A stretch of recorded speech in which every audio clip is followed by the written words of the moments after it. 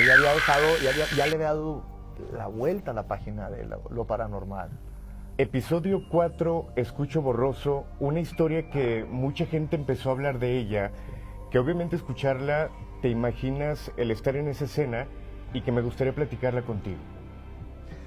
Pues, digamos que sí, brother. Estuve 10 años viviendo en esa casa, una casa muy bonita de San Ángel, pero que empecé a vivir cosas bastante extrañas.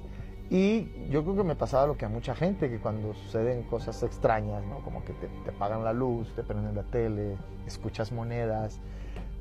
Al menos yo no me daba miedo, era como, buscas justificaciones. La electricidad, pasó un camión, pues alguien tiró las monedas. ¿No?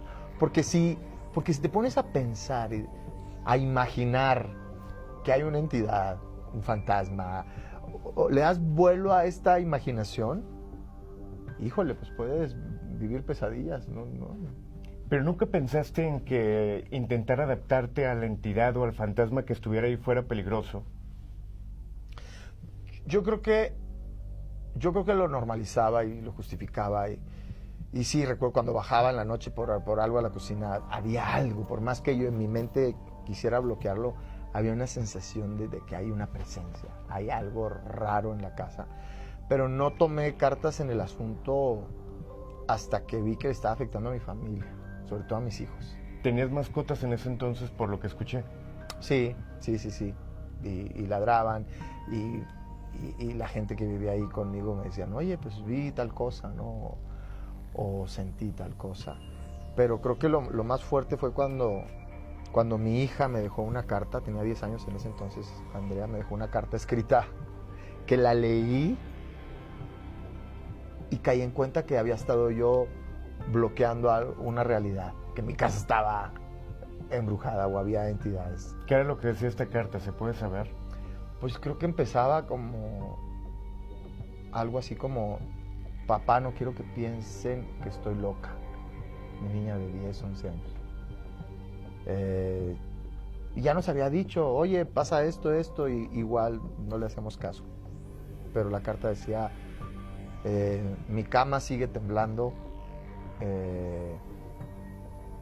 esta noche mi cama temblaba como nunca y me hinqué a rezar y alguien me gritó cállate y me puso la mano en la espalda y que incluso vio a, no sé, una mujer sentada en cuclillas a la orilla de su cama con el pelo, y que eso la motivó a irse a dormir a mi recámara y a dejar esta carta. Entonces cuando yo leí esa carta, sí, me entró luego la parte de papá defensor, protector, ¿no? Y ya fue cuando fui a hablar con un espiritista y efectivamente me dijo, está muy cargado esto, y me sugirió que me cambiara de casa. Ahora, ¿en algún momento investigaste qué era lo que pasaba? ¿Fuiste con el espiritista? ¿Te dijo si era alguien que había muerto en el lugar? Es que fueron 3, en 10 años llevé 3 espiritistas, ¿no? Y de diferentes corrientes. Creo que era una chava que era clarividente y tenía un péndulo. Me acuerdo que lo ponía así y empezaba a dar vueltas y hablaba. Yo no entendía esto, o no lo entiendo todavía. Hablaba de conjuros que hacían estas entidades negativas. Hablaba de seres verdes, con formas no humanas. Y luego llevé a otro, creo que un sacerdote, decía otras cosas. Y al último llevé un maestro judío. Yo estudiaba Kabbalah en ese entonces y mi maestro era de Turquía, él. Pero una persona muy sensible, muy bondadosa. Y él hablaba de estas entidades. Una de las espiritistas me dijo que era una mujer que estaba obsesionada conmigo. Y entonces ahí entendí que muchas veces que yo estaba con mi esposa es cuando nos tumbaba el portarretrato de la recámara o hacía ruidos. Me pasó una vez algo muy, muy curioso, que estaba yo soñando que una sombra iba entrando hacia la recámara, acercándose hacia la cama donde estábamos mi esposa y yo acostados. Una sombra muy grande. Y justo cuando nos iba a tocar la sombra, teníamos en el peinador un portarretrato de nuestra boda de cristal cortado, pesado. Y no lo vi, lo escuché o lo estaba metiendo en el sueño, pero vi que alguien lo levantó y lo dejó caer en el peinador, pero un sonido muy fuerte, pues era un cristal cortado fuerte. Tan fuerte que nos despertamos de golpe mi esposa y yo. Entonces dije a mi esposa, ¿oíste eso? Y cuando se me fue el aire fue cuando me dijo, sí, pero ¿viste la sombra?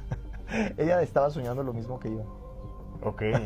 Ahora, ¿investigaste, por ejemplo, si en ese lugar falleció alguien o por qué había comenzado esto? ¿Hiciste algo que lo pudiera provocar jugar?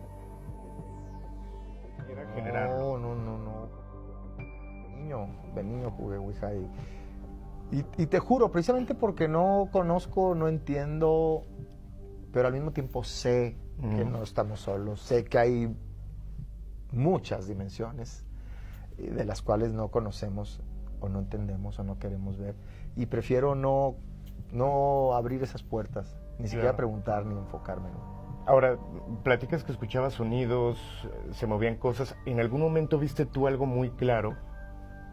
Como lo que vio tu hija, por ejemplo. Bueno, fíjate que lo que a mí más me espantó, no lo vi, sino lo soñé. Pero fue un sueño muy, muy fuerte, porque fue precisamente después de que había alguien estado en la casa diciéndonos de estas entidades y que había hecho una limpia y se había calmado un poco, y que fue precisamente cuando vi la carta de mi hija, de todo lo que estaba viviendo, me acosté y me dormí, y luego soñé a esta mujer, cómo iba entrando a la casa, cómo iba prendiendo las luces, y luego se dejó ver entre una escalera, y era una mujer desnuda de la cintura hacia arriba, creo que tenía las manos aquí hacia arriba, y era verde. Y me volteó a ver en el sueño, sonriendo, y sin decirme nada, con la mente se comunicó, me dijo, no me he ido, no me voy a ir. Desperté con un miedo, porque sabía que no era un sueño. No sé cómo explicarte. O sea, se comunicó conmigo y no era un sueño. Yo estaba temblando. Al día siguiente fui con mi maestro de Kabbalah, Shimon, que en paz descanse. Y entonces le dije, ¿sabes qué? Pasó esto con mi hija y luego tuve un sueño. Y me dijo, ¿cómo era esta mujer? Me dijo, por favor dime que no te volteó a ver. Y yo sí. Y cuando se me fue la sangre al piso fue cuando me dijo, dime que no era verde. Dime que no era verde. Y le dije, sí era verde. ¿Y cómo puedes saber que es verde? ¿Y qué tiene que ver lo verde? No sé.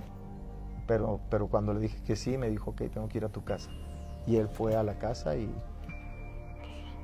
me acuerdo que llevó una olla con alcohol, me pidió como un sartén con alcohol y unos cerillos y un guante de cocina. Y entonces él iba orando en hebreo y la llama que generaba el alcohol se iba levantando cada vez más, entrando a donde estaba más densa la energía. A mí me tocó ver eso, o sea, la lumbre se levantaba así. Y a partir de esto terminó todo. Sí, creo que sí.